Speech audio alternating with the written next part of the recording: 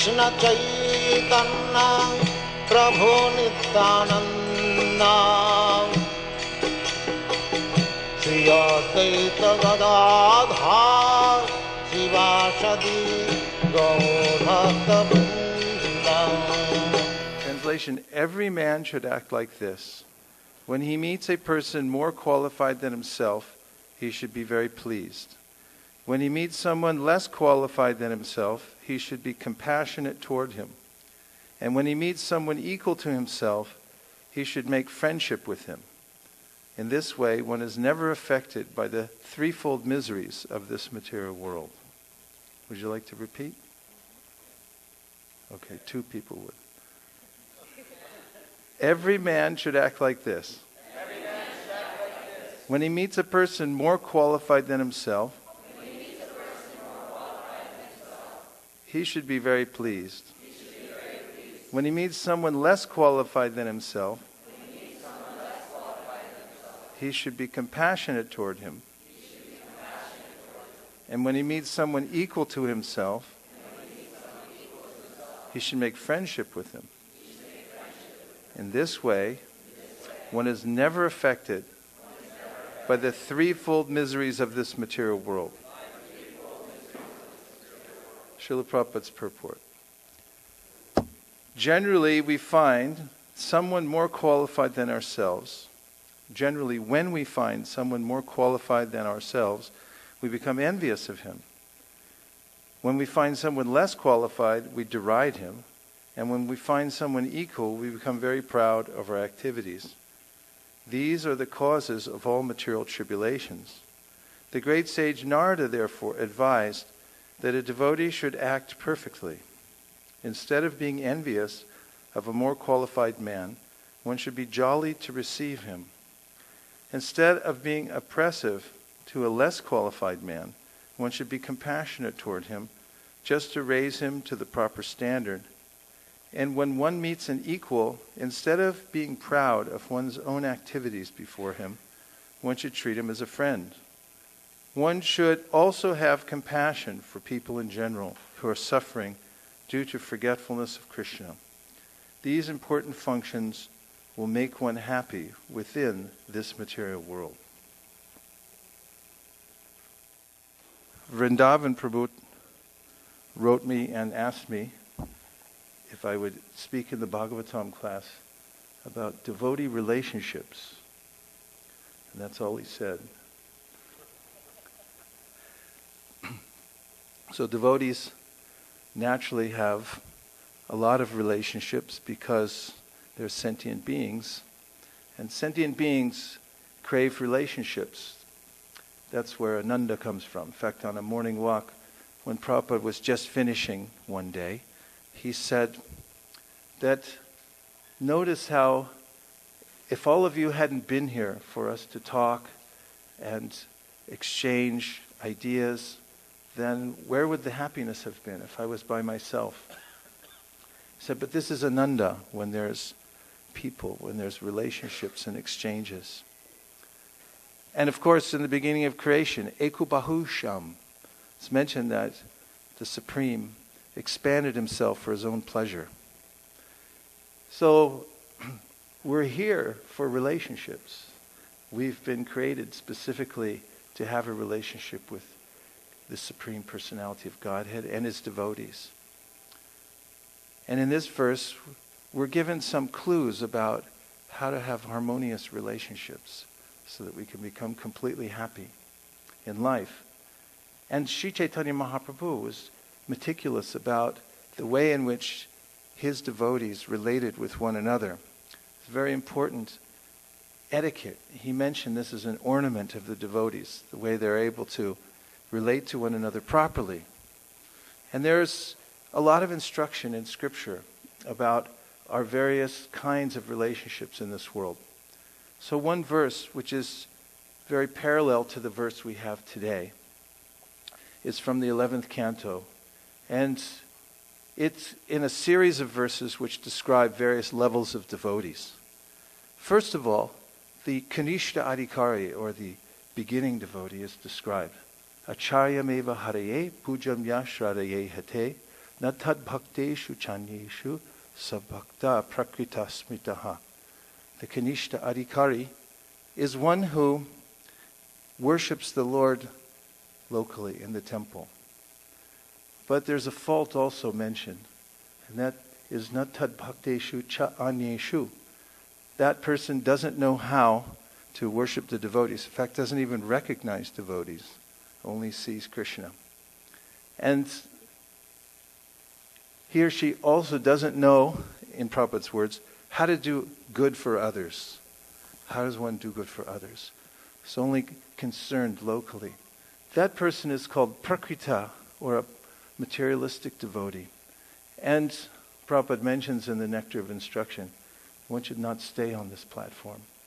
One should rise, krame krame, as he quotes Chaitanya Mahaprabhu, step by step, by chanting the holy names and associating properly in hearing and chanting, one can rise to the higher levels of devotional service. And the next level that's described by Haviyogendra is the Madhyama Adhikari. Ishvare tadineshu bhalisheshu dusatsucha prema maitri kripopeksha yakaroti samadhyamaha. The Madhyama Adhikari is described like this. He does something, he acts in different relationships towards different people. And here are the four categories mentioned. Ishvare, who's that? Krishna. And Adineshu, who's that? Huh? The devotees. So Adineshu, first is Krishna. These are the four entities mentioned that he relates to. Ishvare tadadineshu, so Krishna and the devotees. Balisheshu means the innocent, those who are open. And then dusatsu means those who are envious. Has anybody ever met anyone who is envious of the Supreme Personality of Godhead? You did? Met somebody? Me? She said she's claiming herself to be envious. I don't think so. There are people who are averse to the very idea of there being a God and are vehemently against it. They're envious people. So toward each one of these kinds of people, the Shastra, Haviyogendra, is saying one should interact in a very particular way.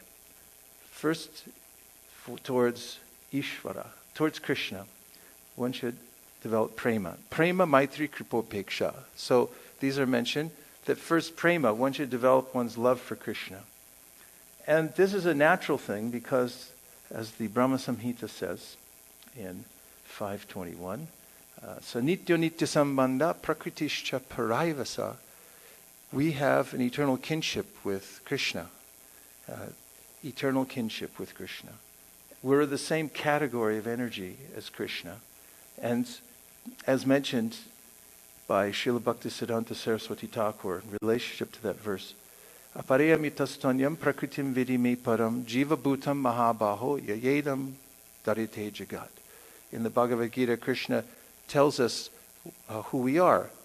He said, we're not the material energy. He had just listed all the material elements, and then he said, you're something superior to that, para prakriti.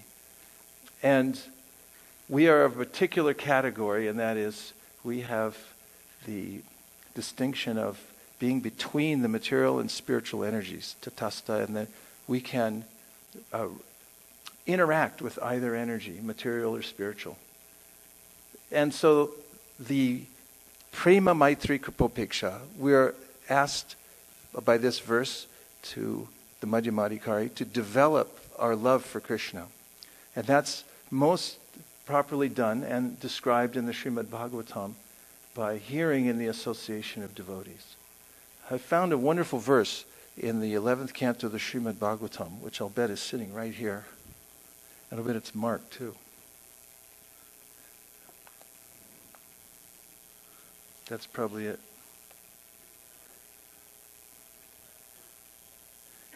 This is 11.3.31. And this verse says, the devotees of the Lord constantly discuss the glories of the personality of Godhead among themselves. Thus they constantly remember the Lord and remind one another of his qualities and pastimes.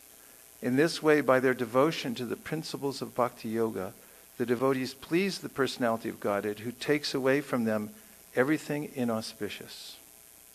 Being purified of all impediments, the devotees awaken to pure love of Godhead, and thus even within this world, their spiritualized bodies exhibit symptoms of transcendental ecstasy, such as standing of the bodily hairs on end. Oh, and the previous verse, which is actually what I was after, but that one wasn't bad, right? Don't want your money back. One should learn how to associate with the devotees of the Lord by gathering with them to chant the glories of the Lord.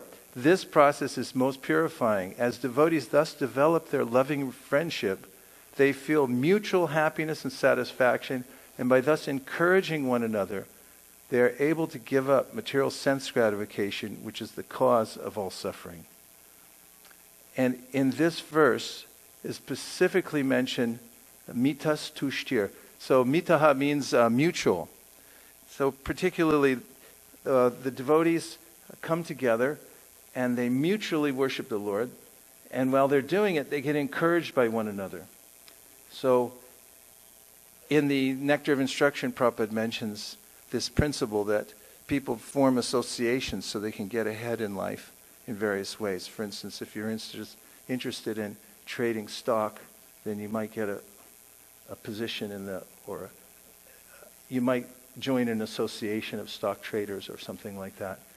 And so devotees come together and they encourage one another just by seeing someone else who's more enthusiastic or who's more renounced. Sometimes we see that when somebody gets initiated, that everyone else becomes excited about devotional service. Even people who have been around for a while, they see again the renewed enthusiasm. They have renewed enthusiasm from seeing somebody else take a step in devotional service. Always encouraging, isn't it? And in fact, those who go out to distribute Krishna consciousness to others get this opportunity all the time, because the spiritual spark can be fanned. And it's amazing how close to the surface the living entities actually are and eager for Krishna consciousness. So when devotees go around and they teach others, for instance, how to chant Hare Krishna, and they see how they take to it so readily sometimes, that they become encouraged. We met a woman just the other day when we were going door to door in the Bay Area of San Francisco. And when we knocked on the door, which is always exciting, because you never know what's going to happen when they open it, a dog started barking inside. Didn't sound like a big dog, but small dogs can bite pretty hard too. And so there was about 7 of us out there, because we were going together. Because it's mutual, right? You have to go mutually. And again, when you go out on Sankirtan, when the devotees go together, then it's just a lot of fun. No one wants to come home. And we knocked on the door, and the woman opened the door just a crack because she didn't want to let this dog out who was barking and wanted to tear us to shreds. Actually, it was a nice dog, but sometimes they bark like that.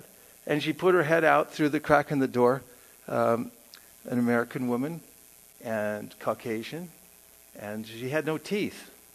That was interesting. Just a side fact. I just thought I'd mention it. And she said, what do you want?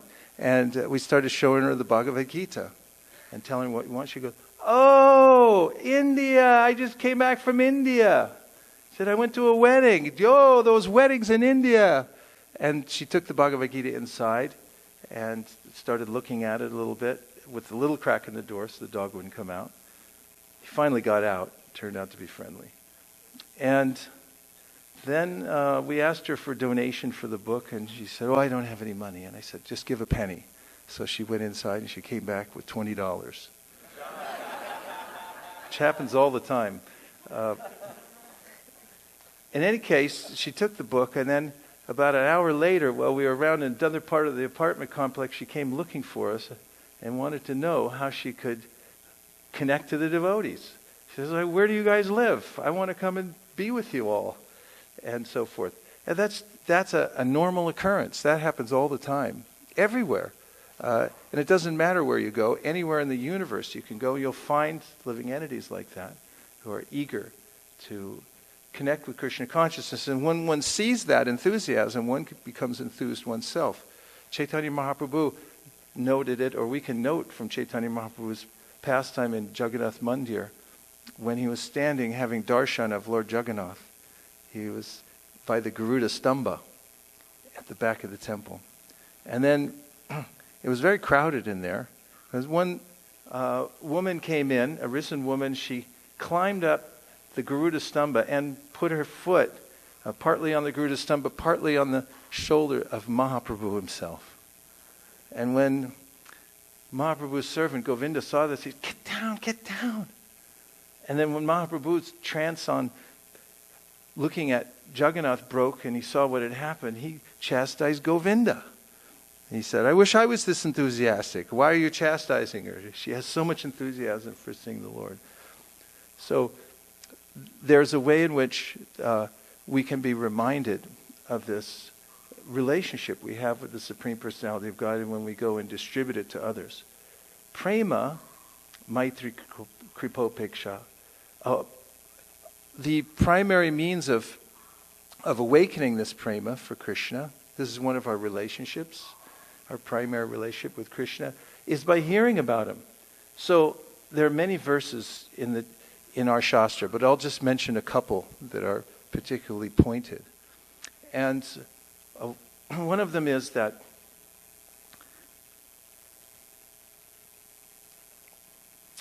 by associating with devotees, satam prasangam mamavirya samvido bhavanti hritkarna rasayana kataha, what happens is you'll hear about Krishna.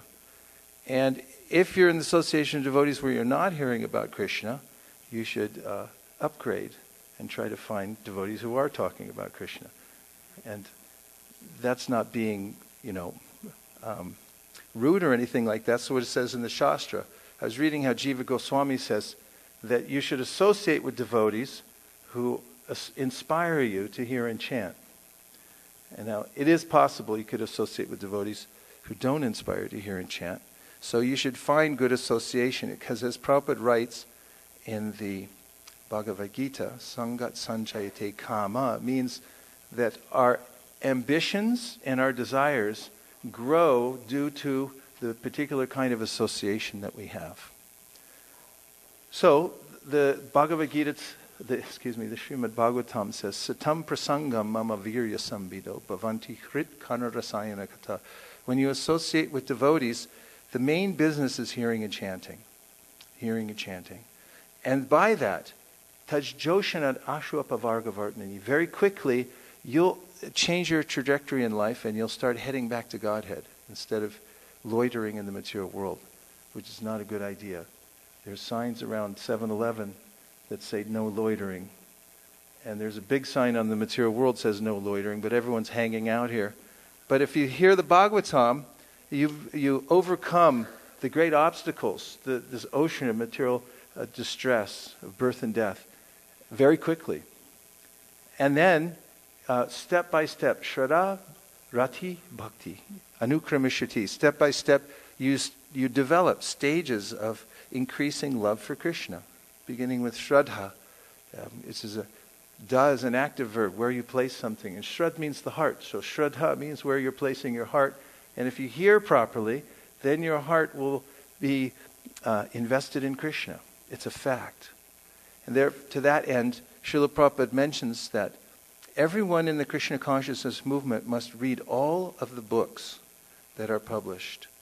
Otherwise, one will revert to eating and sleeping and will fall down. So it's highly recommended that one continuously read the Bhagavatam and the Bhagavad Gita. And what else? Chaitanya Charitamrita, yeah. And the Nectar of Devotion and so on.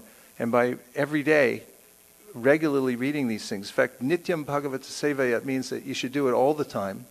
But if you can't do that, then you have to do it at least every day, says the Shastra. So by associating with devotees and hearing constantly, then one develops this enthusiasm for hearing more. And then there's a beautiful verse in the Bhagavatam, if I can remember it. Pravishta karna randrena swanam bhava saroruham. Then, Dhunotis shamalam krishnam salilasya yata sharat. It's a poetical verse that says, just like in the autumn season, the autumnal rains come and they clear all the water in all the lakes and rivers. And then it says that when you hear the Srimad Bhagavatam, it purifies your heart. Dhunoti shamalam Krishna. All the urges for enjoying in the material world begin to diminish, and one develops a natural attraction for Krishna because it is the sound incarnation of the Lord. And this is the primary means for advancing in devotional service, is hearing in the association of devotees. In fact, we find that when Chaitanya Mahaprabhu retired to the Gambhira in the Jagannath Puri, he was constantly hearing from Sarup Damodar and Ramananda Roy. They would sing songs from the Bhagavatam and from the Krishna Karnamrita, songs of Jayadev Goswami and so forth. And this would induce these moods of loving sentiment for the Supreme Personality of Godhead in Chaitanya Mahaprabhu. So, a third bit of evidence about this development of our relationship with Krishna from the Upadeshamrita. It's mentioned, Tandama Rupa Charitari Sukirtananu Smrityo Kramena Rasanamanasi Niyoja Tishtan Vraje Tananuragi Jananugami Kalam Nayad Akilam Itupadesha Saram. That the essence of all advice is that one should constantly hear in the association of devotees and hear chant, remember Krishna. And by that, one comes to the point of actually living in Vrindavan. Tishtan vraje tananuragi jananugami. One develops a natural attraction and an affinity for hearing about Krishna in the spiritual world, and in a particular way. One aspires after a particular kind of devotee in the spiritual world. Tishtan vraje tananuragi jananugami. And then in the commentaries to that verse, Srila Prabhupada quotes, in his commentary to the verse, Srila Prabhupada quotes his spiritual master, Srila Bhaktisiddhanta Saraswati Thakur, who says it all begins with this process of hearing, sufficient hearing. In the beginning, one has to, Shravana Dasha, one has to go on hearing constantly in the association of devotees. And by that, there's a step-by-step process through which one's heart becomes purified and one becomes positively attracted to Krishna in the spiritual world, and in a very specific relationship becomes attracted.